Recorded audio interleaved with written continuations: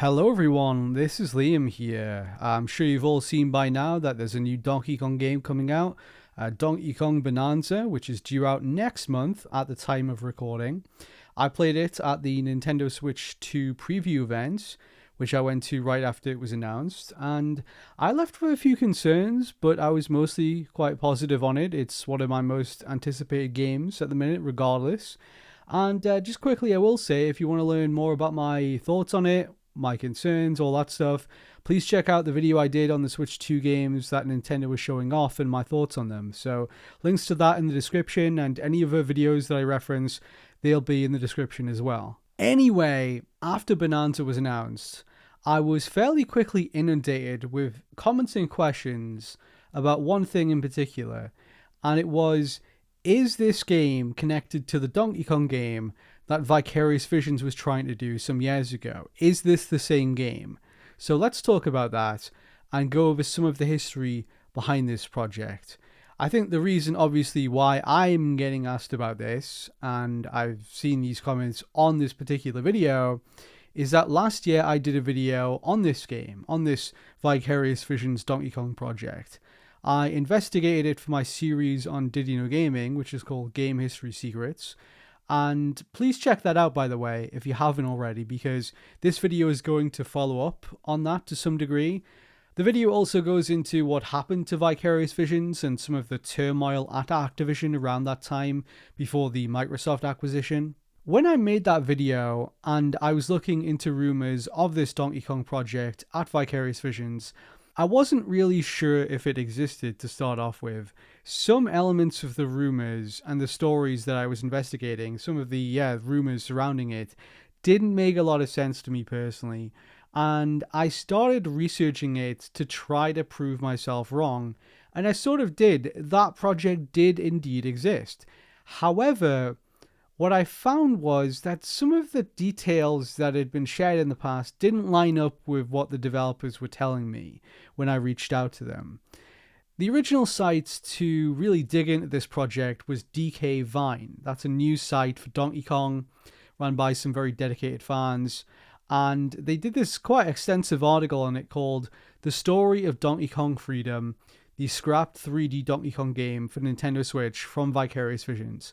And I'll put a link in the description for anyone who wants to check that out from them. I'd encourage you to do so. Give them some love. For context, I spoke to about 10 to 15 different people formerly of Vicarious Visions about it. Some of those worked on the project directly. Others worked there at the time and had either seen it or heard about it from co-workers. Those sources told me that there was no game called Donkey Kong Freedom, as people had suggested in the past. The project was codenamed Freedom, which is a very different thing. I think a lot of people don't understand this. In game development, a project codename is almost always in no way indicative of what the actual project will be called, what its identity is. They use these codenames largely to keep projects secret. That's the point. So if someone finds that codename somewhere on a document that's leaked or on a LinkedIn thing or something like that, it will not on its own reveal what the project is or was. The only time you'll find an exception to this is if the codename is used publicly for marketing purposes, such as Project Needle Mouse. That was the code name for Sonic 4. That was marketing. Before they announced Sonic 4, that's what they called it. And that's not a traditional development code name in the way that Freedom was. The name is usually pretty arbitrary. It's not meant to give anything away. That's the point, right? A working title is something completely different from that, and Freedom did not have one of those, as far as I'm aware. Donkey Kong Freedom would be a working title, wouldn't it? But it didn't have one of those since this was so early. This was an unsolicited pitch that didn't go anywhere. The people I've spoken to said that the people at Nintendo who'd seen it liked it, but as far as I know, it didn't even reach the stage of being formally pitched to Nintendo's approval board. So it was that early. This was a proposal for a game being developed at Vicarious Visions, and it was just codenamed Freedom. That doesn't mean it was ever going to be called Donkey Kong Freedom. Almost certainly not. I'm sure that there are some people listening to this, by the way, who are hearing what I'm saying and they're nodding their head right now. They're going, yes, Liam, I understand that, of course. Well, I know you do, and I'm sorry, but this apparently begs explaining because a lot of people on the internet seemingly do not understand this. And when I make this distinction, they act like I'm basically being a pedant and that it's the same thing, but it's not at all. And I just wanted to point that out. Anyway, so that was something between the DK Vine piece and my research that I disagreed with. DK Vine's piece also claimed that Pauline was in the game as a playable character, but I was never able to corroborate that. I spoke to around 10 to 15 different people about it, as I said, and nobody ever mentioned Pauline being a part of it in any way. And the people I spoke to only ever mentioned one character, which was Donkey Kong. It was a demo that was focused on creating a movement system for Donkey Kong, which was based on momentum and flow. He could swing on vines and even grind on them, these horizontal vine slopes. And if he kept this up without falling or getting hit, Donkey Kong would maintain his momentum, get a little faster, etc. A bit like Sonic. That's kind of what I'm picturing from what they described. This was the focus of the project, according to everyone I spoke to. Vicarious Visions had worked on a bunch of Tony Hawk games in the past and the years before this, and I think they were pulling from that experience. They also worked on rhythm games like Guitar Hero, and the same was true for that, according to the people I spoke to at least. That rhythm and flow from those games, keeping your combos going, chaining moves together like you do in Tony Hawk and Guitar Hero. So I think that was what they were playing with in that Freedom demo, just at least according to the people I've spoken to. So given that this was so early and it was focused on getting Donkey Kong's movement right, I don't know why they would also have Pauline in there. This is a little bit of speculation on my part now, but based upon what everyone has told me, based upon my first-hand experience talking to these sources, Pauline seems like it would be a bit extraneous from the rest of the concept and the general focus of it. At that very preliminary stage, they were just trying to break the movement, it seems. You're creating a proving grounds for that. This was a very small team of under 10 people, if I remember correctly. And maybe they talked about the possibility of that, but I was never able to find any proof of that. None of the people I spoke to who worked for Vicarious ever mentioned Pauline in connection with this. And when I asked, none of them could recall anything like that. I also asked them about the alleged plot details in the DK Vine article. Here's what their article said about what they had in mind for the game's story. Quote, Vicarious Visions proposed a factory opening near Donkey Kong's home and damming the river, causing all of the banana trees to dry up and creating an ecological crisis for the inhabitants, end quote. So, when I spoke to the developers about this, none of them could recall anything like this. If I asked, they would usually just respond by reminding me how early this all was and that the focus was on the gameplay, on the demo, on the movement, as I said. Now, having said that, when I say that I wasn't able to corroborate something, that doesn't mean that it's not true. I'm going to be very clear here about that because some people don't seem to understand that. If I say that I wasn't able to corroborate it, what I mean is I wasn't able to corroborate it. The people I spoke to had not heard about those details. That's all. I give you that information for you to form your own opinion, just as I am doing. That is not me saying necessarily that they are untrue. It's totally possible that I or someone else could find a new source and they would remember those details, but I am not omnipresent. I don't know everything. It's entirely possible and maybe even likely that more information will come out in the future about this that adds to the story or corroborates something I wasn't able to. That is the nature of information. It's always evolving. And I don't have an infinite amount of time to devote just, researching this. I did what I could and I moved on. That's just how it works.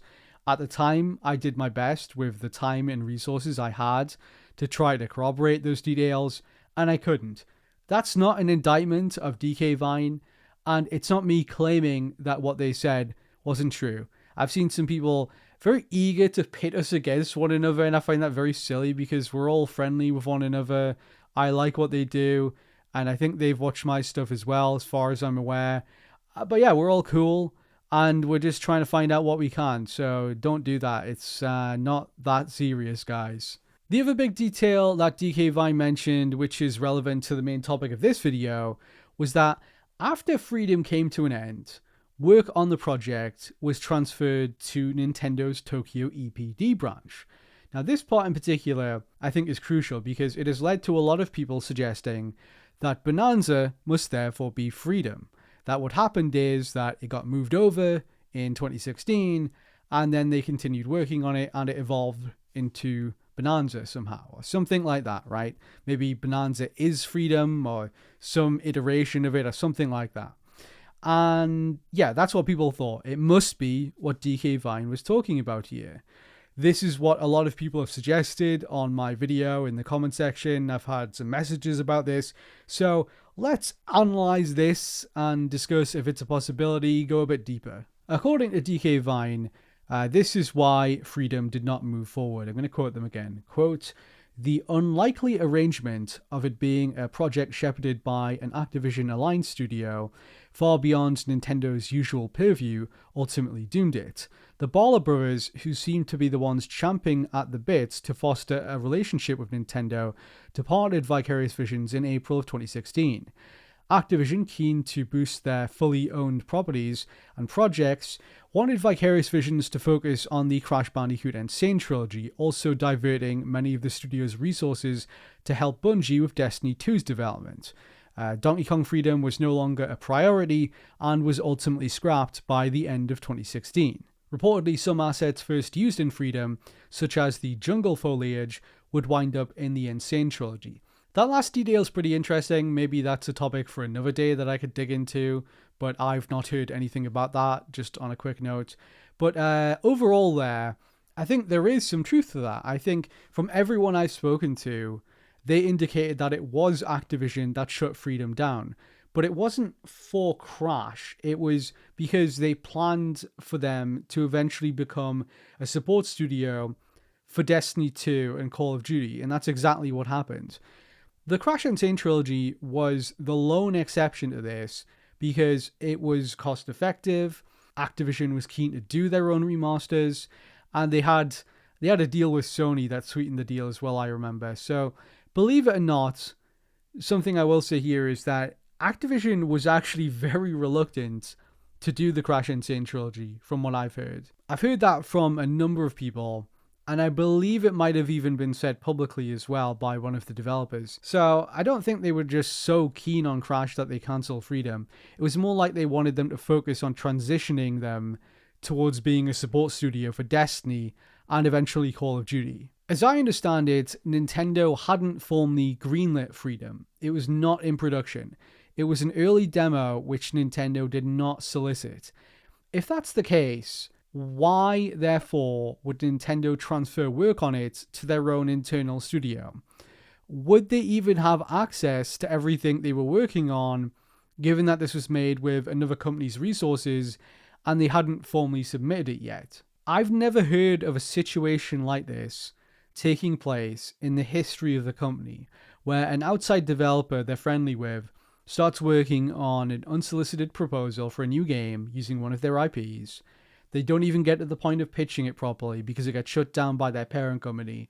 And then Nintendo swoops in and assigns it to their own studio. I think a more likely scenario would be that Nintendo is considering doing more with Donkey Kong, and independent of all this, they decided, let's explore how we can do that at one of our own studios. The Freedom demo was being worked on until around a few months into 2016 when it was shut down.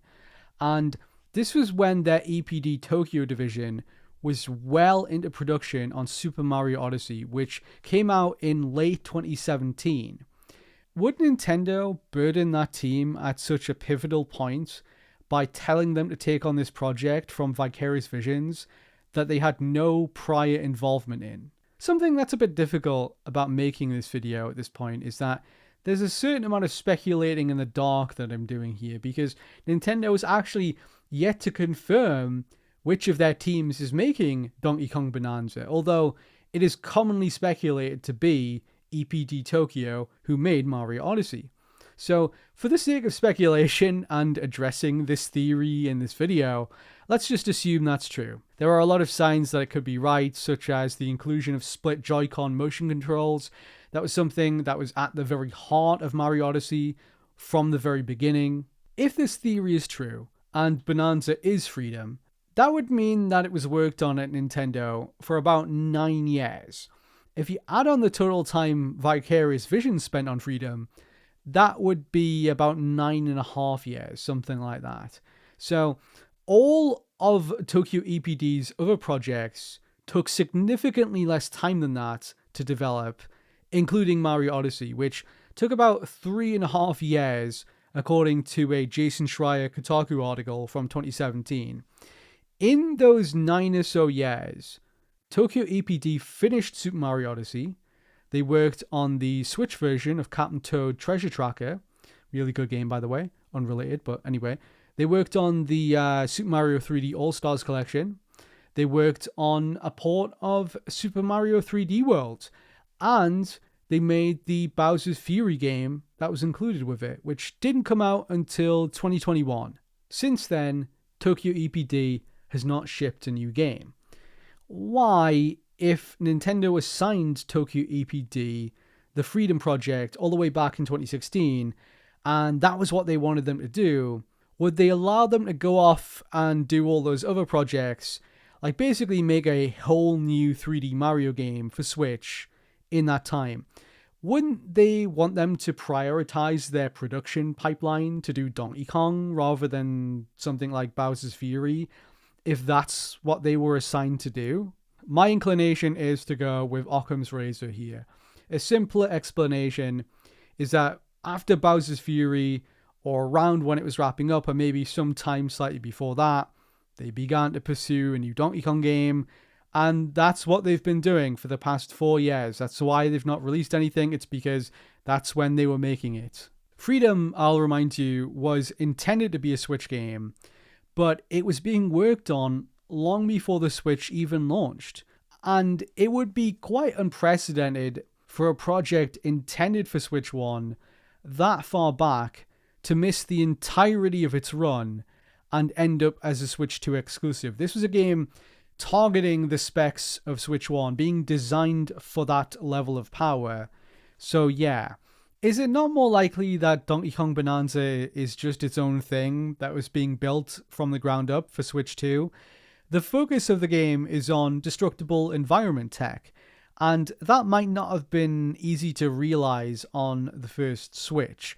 It seems like a much more Nintendo way of thinking to me, that they looked at the technology that was being proposed for Switch 2 and thought of ways to use it. Moreover, none of the mechanics proposed for Freedom that were apparently in their demo, like grinding on vines, are in Bonanza as far as we know at this point. It could be in there, but given the way that Nintendo pushes these things, they like to put the big new mechanics front and center. Grinding on vines seems like quite a significant addition to the repertoire of Donkey Kong, and I think Nintendo might have shown or teased that by now. The core concept of Freedom and its demo was very different from anything they've shown off so far, and having played Bonanza now, it felt like its own thing evolved from Nintendo's own technology rather than a continuation of what Freedom has been described to be like to me. Here's another wrinkle in all this to consider as well. Freedom was being directed by the Barlow brothers at Vicarious Visions. Those were the two men who founded it. It's kind of a passion project of theirs from what I've heard.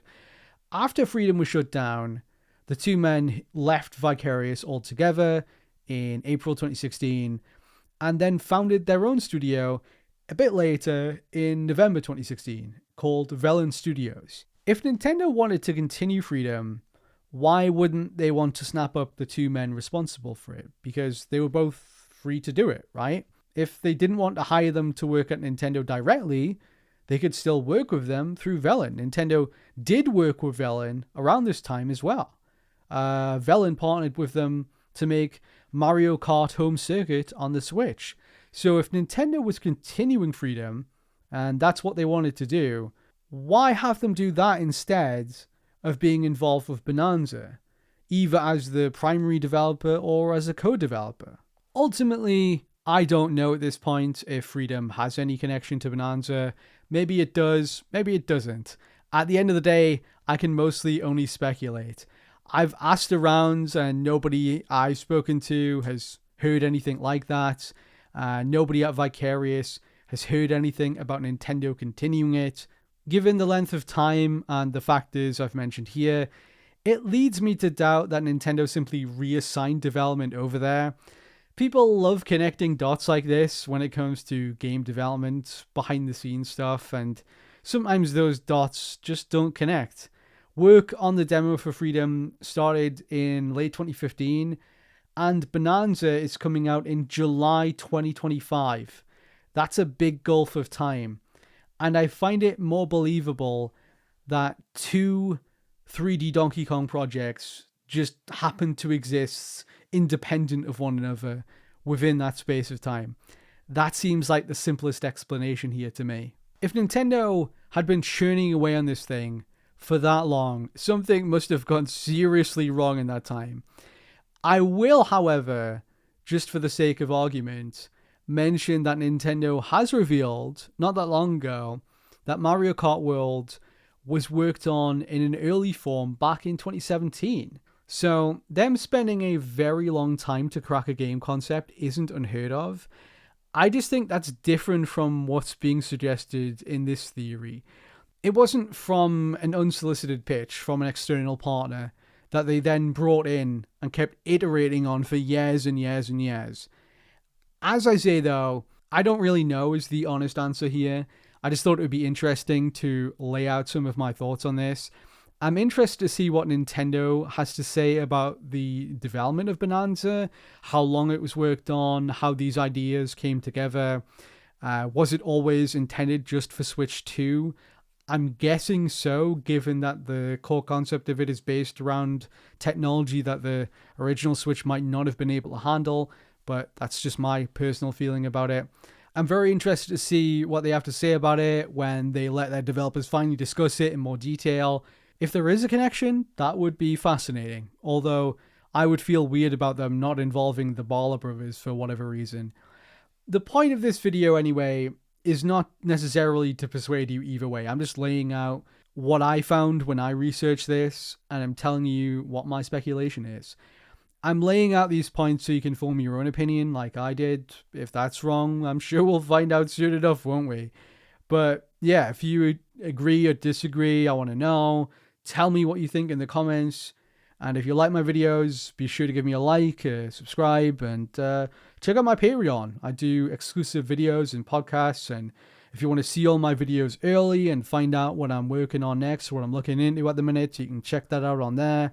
Yeah, thank you for watching, everyone, and I'll see you in the next one very soon. Going to be doing more on Switch 2, so subscribe, and I'll see you then. Goodbye.